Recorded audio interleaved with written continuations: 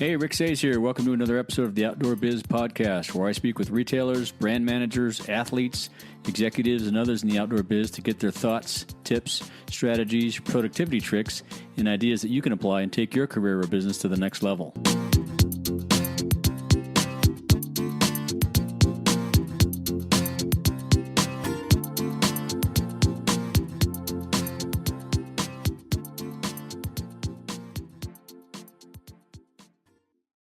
The episode that you're about to listen to is with Amy Magyar. Amy has a diverse industry background. Her experience includes roles as a buyer for Any Mountain and Peter Glenn, director of soft goods sales with Burton, and now operates her coaching business, Take From Within. In this conversation, we talk about how she got into the outdoor biz, her buying career, and how she transitioned into coaching. Let's get to it. Hey guys, Rick Sayes here with another episode of the Outdoor Biz Podcast. Today we're speaking with Amy Magyar. Amy has a diverse outdoor background and now operates her coaching business, From Within Coaching. Welcome to the show, Amy. Thanks, Rick. Good to hear your voice. What have you been up to? Just enjoying the spring in Vermont. I'm based here in Vermont, and I think a lot like Colorado, sometimes in May it becomes snowy one second, and the other day it becomes 90 degrees. So we're just kind of weathering the spring. You get a little mud season there? Yeah, for pretty much most of the year. So, yeah, cool. Yes. Well, we're still enjoying the sun here in Bishop, California. It's another bright sunny day, lots of snow in the hills still, so it's pretty cool. Oh, wow. Yeah. Wow. The skiing is fabulous. Amazing. So let's start out with, how about you tell us a little bit about your background? You studied psychology and political science at American University, and then you got a master's of education at University of Vermont, right? Yes, yeah, I did. And it's funny because what I went to school for, originally I was pretty sure I wanted to be an FBI agent and work with the criminally insane. Wow, really? It's just funny how things work. When you are an athlete, sort of born an athlete, one of your first jobs is in an athletic footwear store. Right. Like it kind of gets in your blood. Yep. And I actually had a teacher of mine, Don Reardon, who was a student teacher at the time. And Don was like, working in a footwear store is like one of the best things ever. We were both runners, and it was so cool. Well, it's funny because Don owns his own design firm now up in Portland. Wow. And does a bunch of freelance work for footwear companies. And I run into him all the time. And he keeps saying to me, your mother would kill me. I'm the one that got you, involved in the athletic industry. And I think in many ways, I think he definitely showed me you could make a living doing that. But I think, at the time when I was thinking about working with the criminally insane, it was right before Silence of the Lambs came out. And right. For some reason, I thought that, I could help these people and change their worlds. And what I realized was that I definitely wanted to help people, but maybe not that intensely. And yeah, how did you yeah. latch on to the criminally insane? What that's interesting. There was just something. I had a background in very interested in justice, right? Okay. In our judicial system, and then sort of tying the psychology in with that. And maybe because I was a poli-sci minor, I wanted to work with, because politicians are criminally insane, right? Yeah. Right. Yeah. But I just had some really great teachers at American University that got me really interested in and curious about being able to help people who are considered criminally insane. How do you help them move forward in their lives? And the answer often is that you can't. Yeah, and that's one of the reasons why it was really tough for me to decide, to do that as a career. And so the universe kind of spared me that decision because I actually got rejected from the FBI security clearance. Yeah. Was that disappointing, or was it not surprising? Or I'm sure that's pretty tough. No, it was completely shocking. It turned out it had nothing to do with me. I had a great grandfather who was a rum runner in the South, and he was considered a career criminal. He had been arrested 3 times on felonies, and so you had some rebels in your family history, right? So the government kind of immediately says like, you're not ideal. And it was interesting because I was working at a little running store that was in DC, and they were very kind, and they said to me, listen, we know you're going to appeal this, you've nothing to hide, you're going to pass this security clearance, this second time, but why don't you, in the meantime, because it'll take about a year, why don't you move from selling technical running shoes on the floor to come into the operations? We'll teach you how to be a buyer, and you can work with us for however long that feels right. And when, the FBI clears, you clear your name, then you're all good. And so I worked a little store called Racket and Jog in DC, and it was amazing. They taught me, buying, but really what they didn't have to teach me was everything that I had learned in psychology, the observation skills, human behavior, why people buy, why they don't buy. And so it's funny because I absolutely use, still to this day, every single one of the, psych classes I took, I learned something from and used it when it comes to human behavior. I bet that's invaluable. Yeah. It's been unbelievable. And it really helped me understand humans a little bit more and how and why they purchase. And so, by the way, I did clear my name. Thank you. It took a year to clear my name. I was going to ask you that. Right about that time, actually, so I cleared my name, and Racket and Jog was like, oh, this is amazing, great, we know we're going to lose you. And there was a hiring freeze in the government. Oh, wow. And I pretty much thought to myself, I really don't need a third sign to tell me that I'm not supposed to do this for a living. Yeah. And so, then, you sort of wake up 25 years later and you kind of go, what just happened? I just was in the sporting goods outdoor industry for, 25 years and I was supposed to be an FBI agent. How did that happen? Yeah, it's amazing. Some of the people I've been talking to, how their paths, started out completely different. And then they just, through circumstances ended up in the outdoor biz or sporting goods or action sports or something. And then here, you're right, here we are 25, 30 years later, still hanging in there. So it is so invaluable for sure to have all of that experience, because I think you bring, you sort of bring a different mentality when you walk into the outdoor industry. Right. If you weren't raised in it per se, you bring sort of an outside perspective, which can be healthy. Very healthy, yeah. So did you grow up in New England? Yes.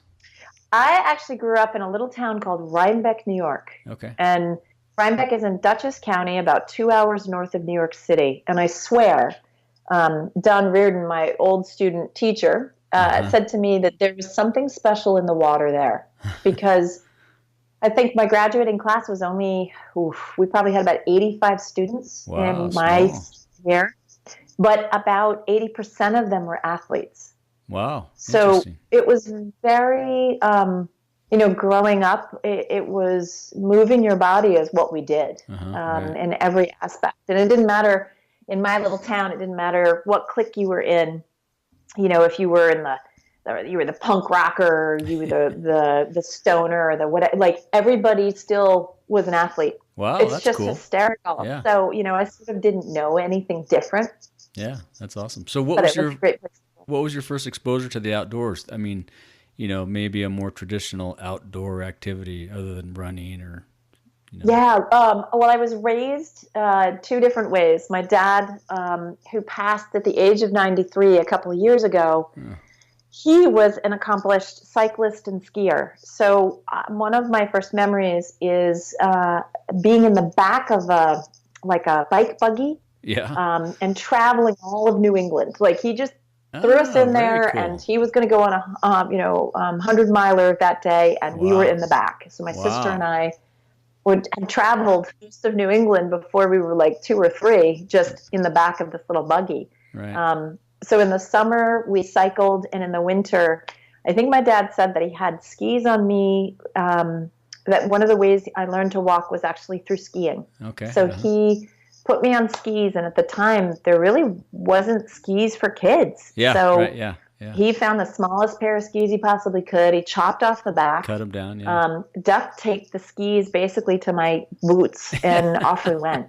And Very so cool. Those two sports are, sports that for me, I can't imagine, what it would have been like to not have those, because it's funny. He gave me, Rick, the physical prowess, although I I like to say that I'm just not so bad at skiing and biking, but I'm no expert. Yeah. Well, he But gave what's you great was the my mom was basics. horrible at those sports. Yeah, he But gave you what the she basics. Yeah. brought was the mental side of sports. She was, you can do this. It takes resiliency. She was like A very positive coach, she upbeat. taught me so much about the athletic mind. Yeah. And maybe because she was so bad at sports that she had to talk herself into, Right.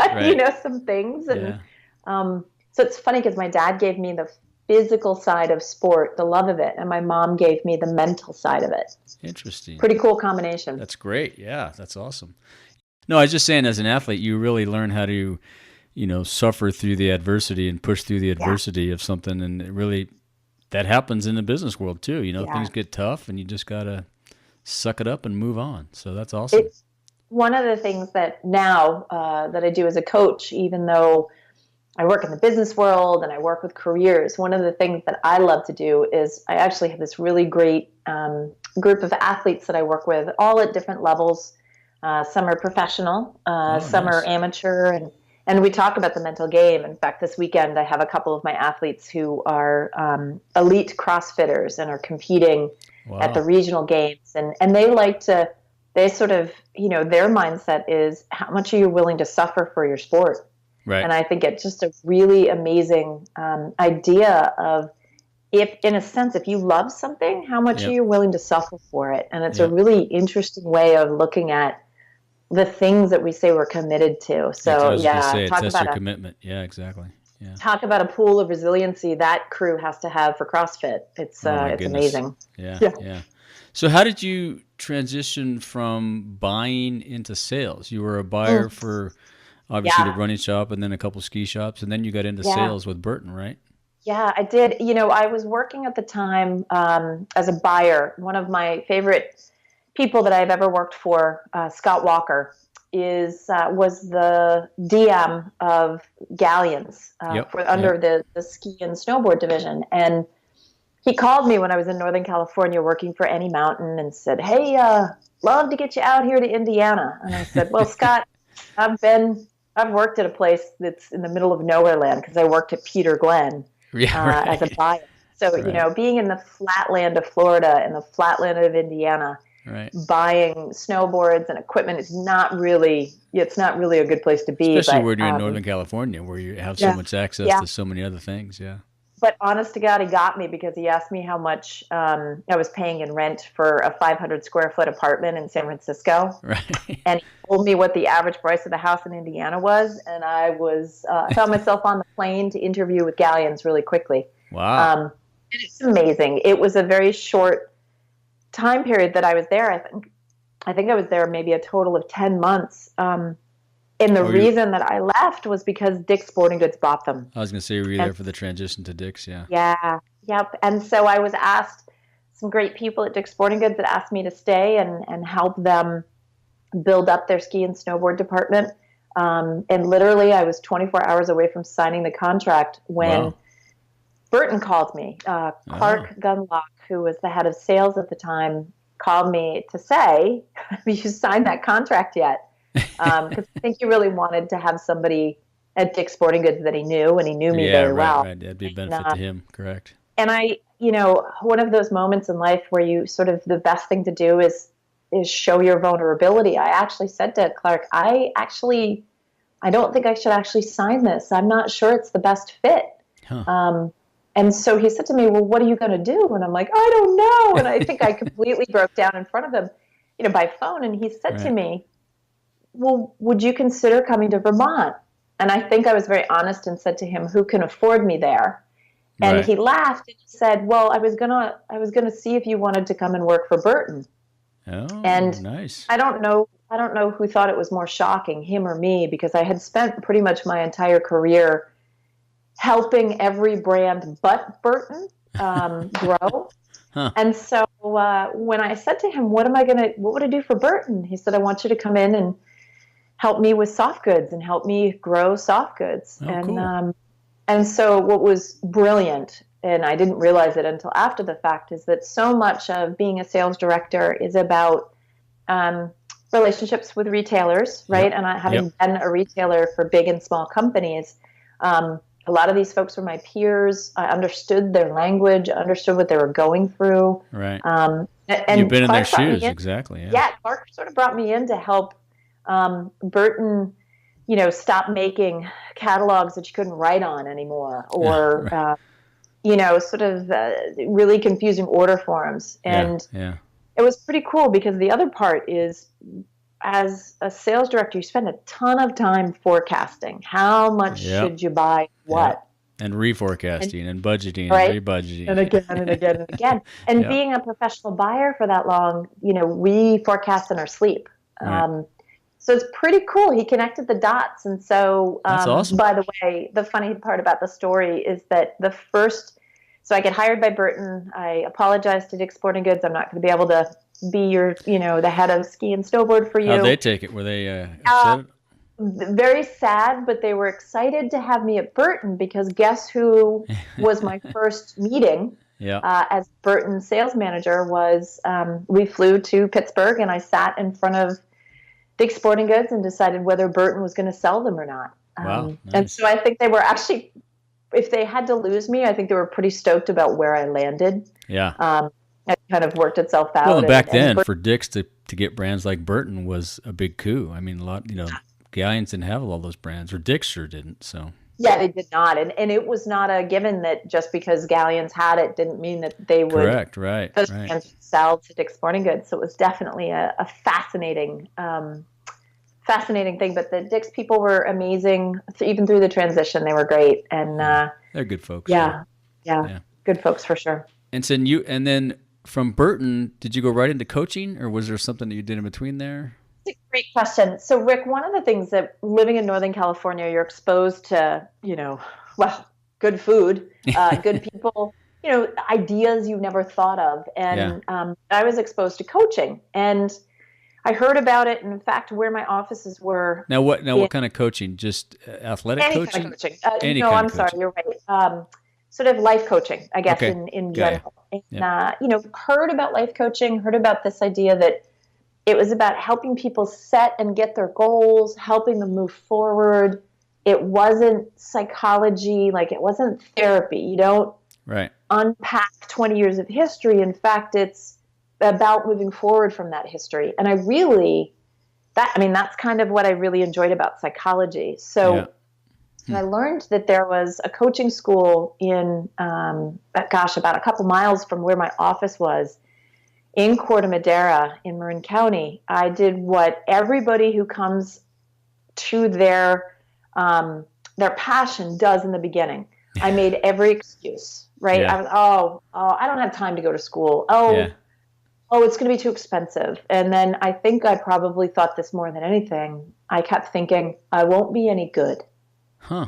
And so I literally ran from coaching as fast as I could, even though it literally was everything I had been doing as a human being my entire life. Yeah. Helping people, asking provocative questions, getting them to move forward, holding them accountable. Right. So it wasn't until I actually moved to Vermont and worked for Burton. I think I was on the job maybe a week or two. And Donna Carpenter, Jake Burton's wife and one of the owners of Burton, came into my office and sat down and said, we would like to bring coaching into Burton. We want you to work with a group of 12 other women at Burton. We want to give you support, give you coaching, help you learn about coaching, and perhaps do some coaching at Burton. And so, I'm no dummy. I know not to turn that down. Yeah, right, yeah. I couldn't run from it, right? Huge opportunity. So we had a great organization in the area, Coaching Center of Vermont, come in and teach 12 women to stop fixing problems, but instead helping people find solutions. So their solutions, not yours. Right, yeah. And it changed everything. It changed how I led as a manager.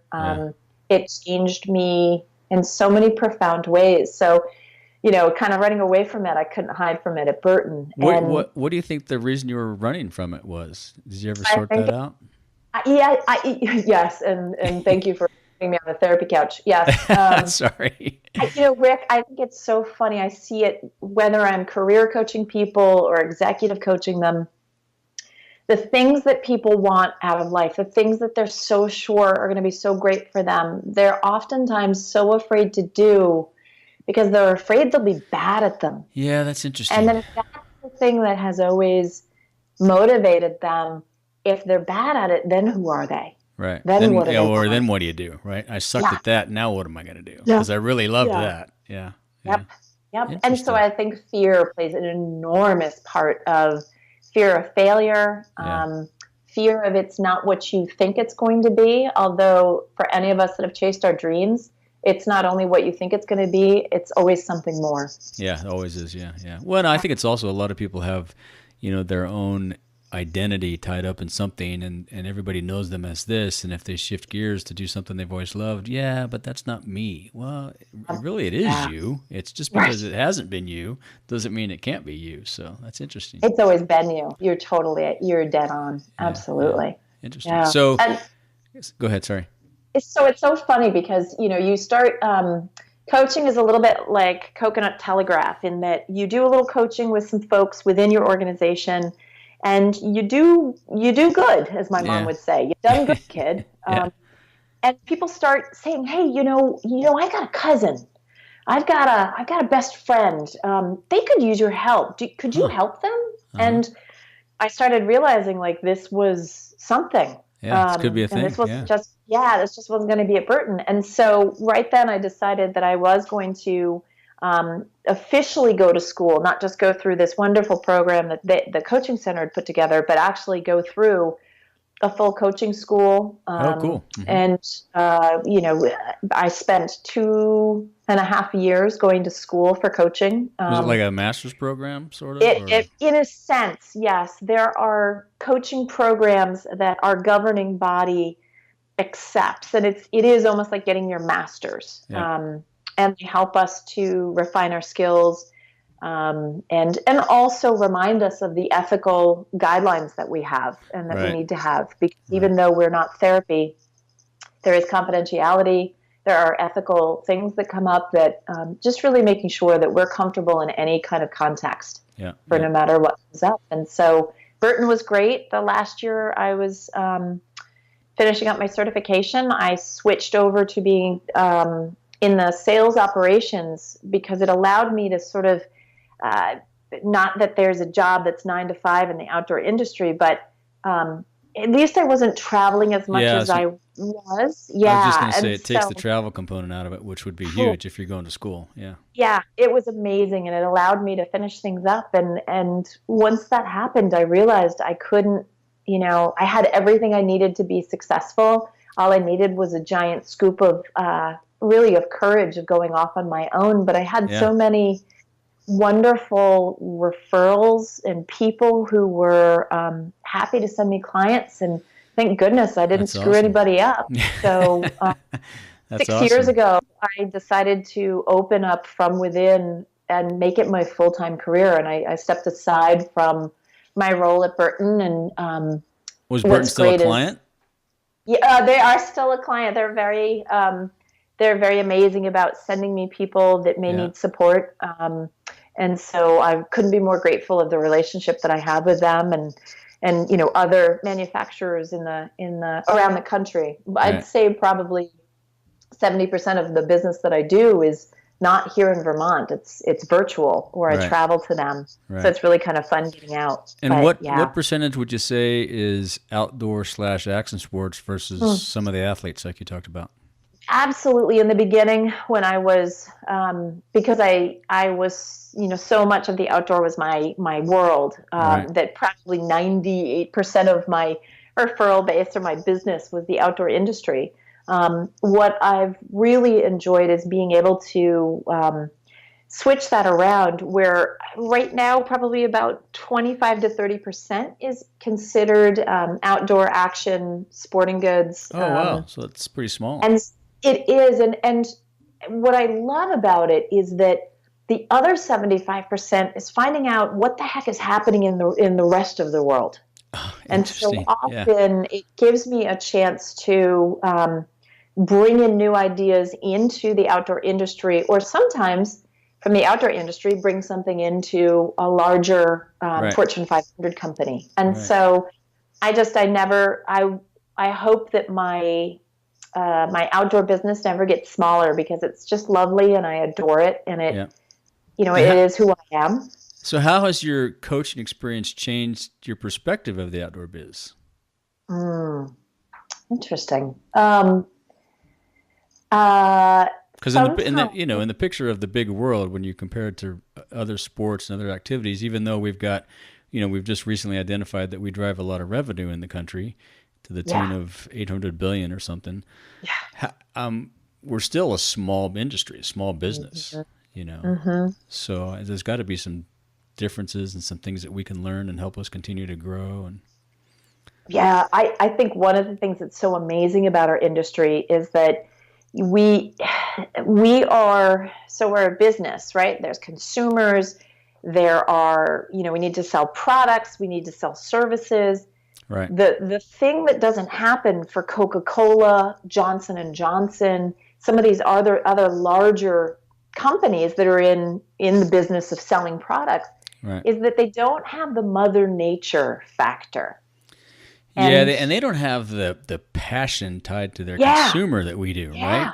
Yeah. Right, the loyal side of it. And so you take the my belief that Mother Nature, I love her, but she's a bitch and she's really very fickle. Yeah.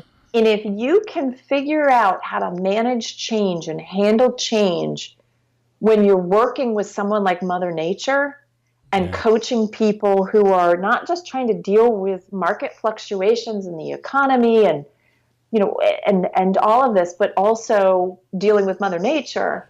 I like to tell people in the outside world that if they hire somebody from the outdoor industry, it will be the best investment they've ever made. Right. Because if these people can figure out how to make money based on if it snows or rains or doesn't snow or rain, right? Right? You can imagine what would happen if it's not weather related. But your point about the end consumer being so passionate, that there's the double-edged sword of you have a loyal customer base who the second you go to change something on them, even if it's better for them, right? And so you working with companies, helping them decide how much change to make, when is it the right change to make. And I think that's something that I often, when I work with companies in the outdoor industry, helping them understand how people navigate change, including their very loyal customers. Yeah, and I think we've gotten pretty good at we've gotten pretty good at helping people understand, our storytelling ability to explain why this is better. This is why this improvement is going to benefit you in XYZ way. Whereas Coke is the great example where they just changed their flavor recipe years ago and completely bombed. So. And completely ignored. It didn't really tell the story. Didn't tell the story at all. No, we're just changing it. It's going to be better. That's all you need to know. Absolutely. Right? How'd that work out? So, yeah, interesting. So, let's shift gears a little bit. What about you did some work with the Outdoor Industries Women's Coalition, which is now Camber, correct? Yeah, amazing. So, when you're a female in the industry and when you go to the outdoor retailer show and you have that many thousands of people in a building and there's no bathroom line for women, that's like the only time there'll ever be not a bathroom line for women, you feel a little alone. And I was very lucky to have male bosses, Scott Walker, Jeff Ehring, just really amazing men who realized I was, a little bit of an oddity, and, really, really helped me. So they very much mentored me, but they also really, suggested that I go out and sort of find my tribe as well. And so I don't even remember originally when I found out about the OIWC and now Camber. It was like, this is my tribe. These are my girls, and everybody understands. But what was amazing was then, oh my gosh, there's men that belong to this organization too. So it's not just women talking to women. It was people who wanted to make sure that diversity, it was a part of our outdoor industry, because had what a we voice. know is Yeah. diversity brings resiliency. Yeah. And so it was, I was the world's best volunteer for a while, and then completely humbled. They asked me to be a part of the board. Awesome. And so I did that for many years. Before I became, was on the board, I won an award, and I kind of laugh about it, because the name of the award was Women's Pioneer Award. Yeah, and okay. I thought to myself, I was at the tender, I was sort of late in my 30s, and I was like, wait a minute, pioneer? Does that mean I'm old? I was already feeling a little, a little crusty and long in the hoof, but but it was amazing, because it was an award that basically recognized women who have made a difference in the outdoor sport, industry, have mentored people, helped people. You've sort of paved the path for them. And, I'm still to this day sort of scratching my head as to me, really? I just did what was right. And I just made sure that it sounds like, though, from all the things that you did in coaching while you weren't a coach, helped a lot of people along the way. And I think a lot of us, we don't realize how many people we've touched in our various sales careers and marketing careers. And I just think by being in the outdoor industry and by participating in some of these outdoor activities, there's always a group/team effort to it. And if you're on a river trip as in a one boat with 5 people, if you're not working together, you're not going to be successful. If you're on an expedition as a group, if you're not working together, and I think we all take that for granted, when it's another huge benefit of working in the outdoor industry beside all the great people. It's awesome. Rick, to that point, one of the things that I noticed when I created From Within coaching and made it my full-time gig is that I craved, I lost my team.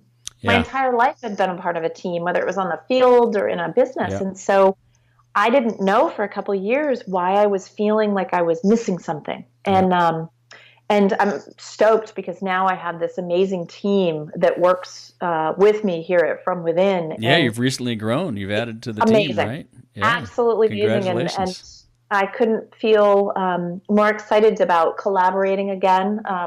What I've learned is, whether that was as a leader, in a business or in my classroom, was that there was always somebody that was smarter than me. And that's not a bad thing. It's a good thing. Right. Yeah. And so become friends with them or hire them. Yeah. Because they will help you in so many ways. And so when I look at the men and women who are part of my organization, I'm flummoxed, because I do know that they're smarter than me in many ways, and they make us a better organization. That's awesome. And so it does come back to that idea of, of pulling and pushing and bringing together, and that feeling of it's so much easier to survive in the outdoors when you're with people versus trying to do it alone. Yeah. And I think a lot of the independent folks that work at home and all that, you miss a lot of that, right? You miss the little conversations in the hall and the camaraderie of hanging out after work with beers or going to lunch, and it's a team sport. Yeah, absolutely. So what other outdoor activities do you participate in? You still ski? You must. And snowboard. And I was born and raised that if the conditions weren't that great, you can still jump on a lunch tray and slide down the hill. Nice. And so thank goodness for resorts still having lunch trays. Right. Getting outside, whether it's running, whether it's cycling. I'm an avid indoor cyclist. Vermont winters are pretty tough here to cycle outside, although there's a lot of people that do. I absolutely adore, I think what I love about spinning is that you're in a team environment, and everybody is doing their own challenge, but you have a team feeling. And, there's no way, if you're on a bike on the road, will you ever be 10 abreast, right? When you can kind of look around and see who's right across from you. So I think there's a beauty in being able to spin. I poo-pooed it. Yeah, I've never done it, so I was like, really? Sitting on a bike for an hour and that indoors exercise thing is like, I need to be outside. Yeah. I tell you what, I'm addicted. Yeah, I well, am that's addicted. good. So, I- what opportunities do you see in the outdoor biz for young people today, just starting out? Is there still, room to follow the path that many of us followed from retail to sales to operations? Do you, encourage people to go to school, yeah, go to great question. work for Great an outdoor question. company right out of the gate? Just go be a sales floor kid in the shop. I think one of the things that's happened with the way that our industry has grown and people have seen that you can make a living, although we can laugh about, what that means, Yeah, right. in the outdoor industry is that I do work with a number of young folks who come in and say, I want to be a part of the industry, but they almost immediately want to be a little higher level Yeah, I was talking than. about that the other day with somebody. Yeah, Yep. Yep. And so, aspirations and dreams, heck yeah, go for yeah, it. But I do think that there's a beauty in at some point in your life, customer service, working on the floor, working in a demo tent, yep, yep. being a river guide, where you have to face the end consumer. You learn so much, and you put in some sweat equity. You learn what works and what Right, doesn't. And right. gosh, anytime I was hiring a sales rep or an assistant buyer of mine or whatever I was hiring for, my first question was, so what store did you work at? And if Exactly. I got a blank look, I was like, okay, so we have a great opportunity in the store. Yeah, And it's not like, it's not punishment. There's just that you get really savvy really quick and you build that resiliency tank. If you yeah, have, buckled hundreds of pairs of ski boots or yeah, yeah. tied thousands of laces, Or or helped people sat through fit. clinics from Yeah. a bunch of different reps. I mean, Oh there's my a gosh. lot of learning that goes on the retail floor that Yes, I think people don't give credit for. Yeah, yeah. I told a lot of people absolutely. the same thing: go work retail and come back to me in a year. Yeah, Yeah. And I think there's sort of this thing of like, oh, retail, it's like the thing you do part time. And for those of us right, that made a right, living out of it, it's like, nope. right. Well, and you look at the It's retailers that are successful today, and they've got really strong retail people on their floor. yeah, yeah. And they are consultants and they are service providers, and yeah, they're into it. That's great. It's Yeah, so amazing to see. And so I definitely say to people, get some experience, and it may be at this what you think is a beginner level. I look at it as it's like going to school yep, for yep, retail. It's like retail 101 yep. or customer service 101 if people are on a ropes course and working with people in their fear of climbing ropes. Like, Right. hello, what are you Yeah. going to learn about that? It's Yeah. amazing. No, that's all So the when you go to college, you have to take all your general studies, and that's what that is. It's yeah, the totally. science and the psychology and all that Yeah. stuff that you got to get out of the way. And So, it's brutal, but I still, to this day, I'm walking through a store to go buy something for myself, and I'm talking to the sales clerk, and I find myself folding their T-shirts, right? Like yeah, or you're yeah, snapping and zipping, right? yeah, It's just, and yeah, they look at you and laugh, and you're like, haha, retail. yeah, Um, yeah. Or there's this you're one of the really, few consumers who takes off the jacket and puts it back properly and on the puts it back rack, and on and everybody else zips just up the throws it. jacket. Yeah, yeah, Yes, yeah, yes, yeah, absolutely. They yeah, can spot you a mile away, but what we learn there is so amazing, and we can go in so many different directions from that. But if we don't have that kind of experience, I definitely struggle yeah, with people that just jump right in. yeah. No, I totally agree. Okay, I'm going to shift gears again here. What do you have any morning or daily rituals or things that help you stay fit, sane, and productive? Obviously, spinning would Oh, help you stay fit and probably blow off some steam. and my partner Jason would debate the sane thing, but it's funny. It starts every morning. Starts with I don't have to go on these epic hikes to enjoy the outdoors. Although I love outdoor hiking, we have beautiful mountains here. Yeah, you do. But I can take my little dog Oz the Great and bring Oz to the local country club, even when it's 20 below, and just be outside, and I immediately Yeah, am ready for the day. Right, yeah, I'm awake. whether it's because it's so cold, you definitely wake up, but just there's a beauty in being outdoors. And the fresh air just clears the brain. So for me, just almost immediately getting up, and he has, an alarm clock that tells him exactly when he's supposed to wake me up and get me out. And so, I look at it as it's a gift for me. But then what I like to do for myself is, after he's gotten fed, I've fed myself. I started a little over a year ago to meditate. And if you had told me, Rick, that I would even use that term, meditation, I would make a joke about, well, I'm not going to wear orange robes or shave my head. I'm in the same camp. I did the same thing. It started about a year ago, and people look at me, you do what? You? What? Yeah. But I ran into, there's a fantastic app called Headspace. Yeah, I use it. It's awesome. Andy Puttycomb is amazing, and I every day can meditate for 10 minutes. Now, people that I adore who spend months at ashrams laugh at me when I say 10 minutes. Yeah. And I say to them, yeah, but it's something. Yeah. Right. No, it's better than nothing. Right. Yeah. And sometimes I will extend it, and and it's amazing. But what's wild is what you can get done in 10 minutes. And if having a particularly challenging day, I may meditate a number of times, but you can always find little 10-minute snippets. It may be hard to find a full hour back to back, but little 10-minute snippets are so amazing. And so, it's amazing. I call myself an advanced beginner because I have only just begun to lose my monkey mind. It's still pretty prevalent, but I'm not willing to give it up. I don't know if you ever lose that. That's man, I struggle with that all the time.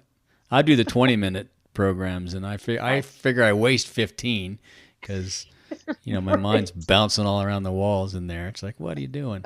But it clears your head, and it's good. I learned from my dad a long time ago. It was the power of positivity, and for me, the way to stay positive is to stay present. Yeah. We don't know about the future. People, we don't know the future. The past is a bit of a lie. It's what we remember of it. It's not actually what happened often. So yeah, that's true. The present is really the most important thing for us. And meditation allows me to hook into that presence, and it gives me some positivity. And the other aspect that my dad said kept him alive and cycling up until his 90s was moving his body every day in some way. Even if it was a short walk with the dog, it was something. Yeah, I've also added these lunchtime walks, which are amazing. It's amazing how just walking clears your head, and you find solutions to problems that you've been struggling with, and something about being outside and breathing the air and shaking it all off. And there's the solution. Well, Rick, interestingly enough, I have a program for folks that live in Vermont. I have something called Walk It Out. Oh, cool. And Walk It Out started with, I worked with a young man who was mentally stuck and turned out to be physically stuck as well. And I worked with him for a couple of coaching sessions, and we just weren't getting where we needed to be. And it was a beautiful Vermont spring day. And I said to him, do you want to go for a walk and do this? Wow. And he kind of looked at me and was like, sure. You're not going to speed walk, are you? And I was like, no, we're just going to walk. Yeah. And we got about 4 or 5 blocks, and I kid you not, this kid talked for a full straight hour. Wow. Yeah. Yeah, I believe it. It's funny how when the body gets in motion, it gets the brain going. Yeah. And so I love to have Walk It Out sessions. And, it's something that I know is happening throughout the country and the world, are these walking meetings and how productive they can be for folks. So, I love those, if you're, even if it's not a meeting, taking yourself for a walk and seeing what can get unstuck is so powerful and free. Yeah, right. Free, and you get a little exercise, and you get, breathe the fresh air. So that's awesome. Yeah. Any other apps or podcasts that you listen to or pay attention to? I am a disciple of Tim Ferriss. All things Tim, whether it's a podcast, whether it's one of his books. He has hacked he has figured out how to He's hacked hack life. the body. Yeah, He's hacked life. And All aspects. He is amazing. What I adore is that he, very much like me, is not the smartest one in the room often, and so he's smart enough, like yourself, Rick, to bring people in and share their stories, because our stories matter. Yeah. We all can learn something from every single person that we come in contact with, and Tim just happens to have the Rolodex of these masters of life.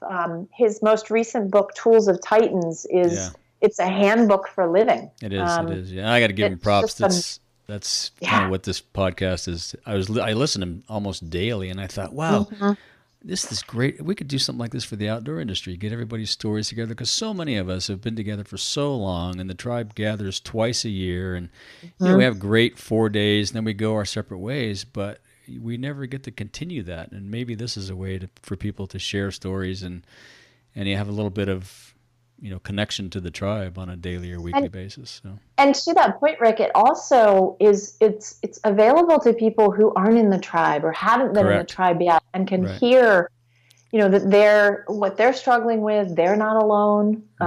It's happened to somebody. It's no fun, sort of, I don't know that you learn much by everybody's victories, but you learn a hell of a lot by failures, because sure do. Yeah. Boy, that person got so smart about what not to do, and to be able to share that with other folks is so important. So it's gain good all stuff. The perspective too. It's awesome. Yeah. Yeah. Go ahead. No, go ahead. It's interesting because I have been, one of the things that getting your master's, you do a lot of reading, and you're asked to read about a book a week on average. And so I've been keeping that up. And I will tell you, I know it's something that the most famous CEOs that Tim Ferriss has talked to, and they talk about reading, and that they read. And when you ask them, well, what should I read? What they'll say is anything. Yeah, just read. Read fiction one week and nonfiction the next. Read a self-help one week, and the next one read a biography, a historical, sort of biography. And so it's funny, when I was thinking about, what are some of the books that I've read recently, and they're like pinball machines. They're all over the place, and yet the themes are always, our stories matter. It always comes down to our stories matter, and every single one of us has a story to share, no matter how old we are, or how famous or not famous we think we are. Right. How successful doesn't matter. Yeah. No, I've been a reader since I was in the summer reading club when I was 5 years old, and I'm a huge proponent of that. So what are some of your favorite books, or books you've most often gifted? It's interesting. There's a couple that I adore as a coach. A lot of people, when they come to me, it's because they're uncertain of something. Mm-hmm. And there's a beautiful book that Dennis Merritt Jones wrote called The Art of Uncertainty. And I think anybody that is alive right now, and I don't care what their business is in, whether it's in the outdoor business or it's in, just dealing with life. We run into so much uncertainty and so much change. And this is such a beautiful book of giving you like training wheels so that at least you can write yourself during uncertain times, so that you still have to do the work, but Dennis has some really great tips and ways to be thinking about things. And don't worry, folks, we'll put that in the show notes. All this will be in the show notes, so you don't have to write it down as you're listening if you're in your car. One of the other books that I sort of tripped on, and it was through a TED Talk that I found out about it, which I'm addicted to, is a book that Ken Segall wrote, Segall. And Ken wrote a book called Insanely Simple.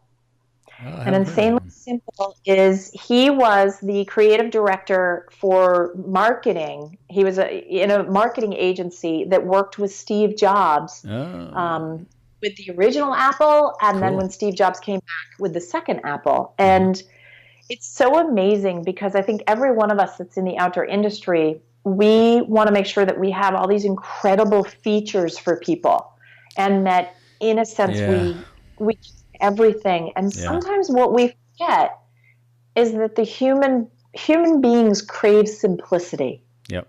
Yeah. Which is why when we look at our iPhone, there's only one button on the iPhone. Yeah. When the engineers brought the first iPhone to Steve Jobs and he had said, I want you to give me a phone that has one button on it, they came back with one that had three.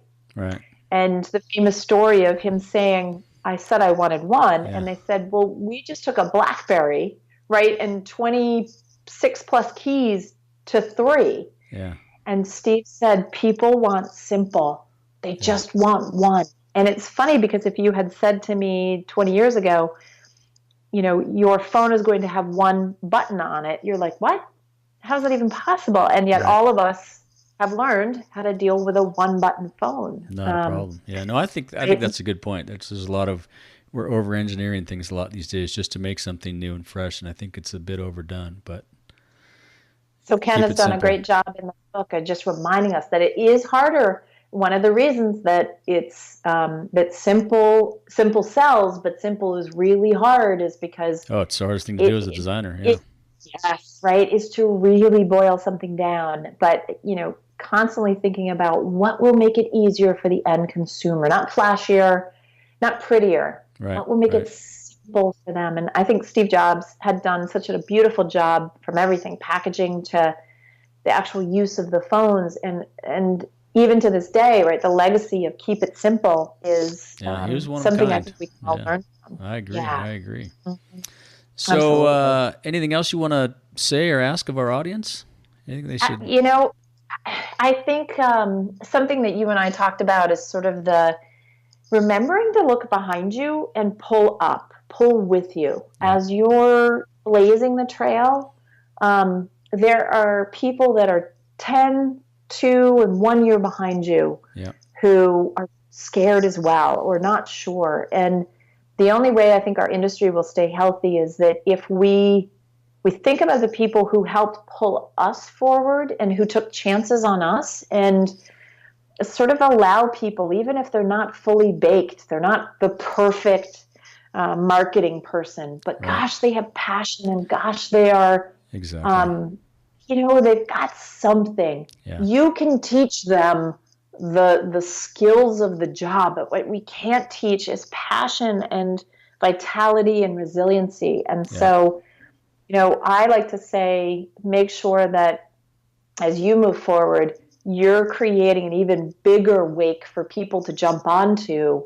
As you move forward, they can move forward too. And the other thing I'll say is, don't forget that your mentor doesn't have to be older than you. I was just going to say these young people can teach us a lot as well. Oh my gosh! Or these people that are, right. And not just 20-year-olds, but you know, sit down with a 10-year-old, and you'll get a world perspective that will blow your mind. Yeah, exactly. Yeah, awesome. So where can people find you? Well, the name of my company, From Within Coaching, is www.takeaimfromwithin.com. Cool. And we'll put that in the show notes. Yeah, all this will be in the show notes. And I have a Twitter feed. It's @UnlimitedVT. And then I also have an Instagram, and it's simply my name, Amy Magyar. And so I have a great Facebook. And I do a lot of memes and inspirational quotes that are free because I fully believe in my job, whether somebody's paying me or not, is to help spread help people gain certainty in uncertain times and help deal with change. Yeah, your Facebook feed is great. I love it. Yeah, you've got some pretty cool stuff on there. Yeah. I have a great social media guru who keeps me on my toes. That's for sure. Constantly. There you go. I need one of those. yeah. I think we all do. Yeah. But awesome. It's so important because that's how people, I think, so much now interact. But it's also how we can also fuel each other too. Exactly. So. Yeah. And we'll put all this in the show notes and all the books and things we've talked about. Well, it's been great chatting with you, Amy. Thanks for the time. Rick, thank you for doing this. Yeah. And we'll talk again soon. Are you going to be at OR this summer or are you working? I have my hands full. My goal is to try to be out there. But right now I have a couple of other little opportunities that have me stuck in Vermont, which is not a bad place to be in the summer. That's good, yeah. So I'm going to see if I can at least get to the show for a day or two, but if not, you can definitely expect to see me there in winter. Awesome, good. Well, it'll be great to see you. Thanks again for your time, and we'll chat soon. Thanks, Rick. All right, have a good day. All right, I hope you enjoyed that episode with Amy Magyar. You can find Amy at takeaimfromwithin.com, and be sure to check out her Facebook feed at From Within Coaching. As with every episode, you can find links to everything we discussed in the show notes at theoutdoorbizpodcast.com/episode 005. I appreciate the support and feedback, and until next time, thank you so much for listening. If you want more of the Outdoor Biz Podcast, you can subscribe on iTunes or go to ricksays.com/podcast, where you will find all the episodes, show notes, get access to my photo site, and much, much more. You can find me on the interwebs at ricksays.com, on Twitter at rick_says, on Facebook at facebook.com/rick.says, and on Instagram at rsays_photos. Thanks for listening and all the support. A huge shout out to all of my guests, and until next time, be sure and get outside.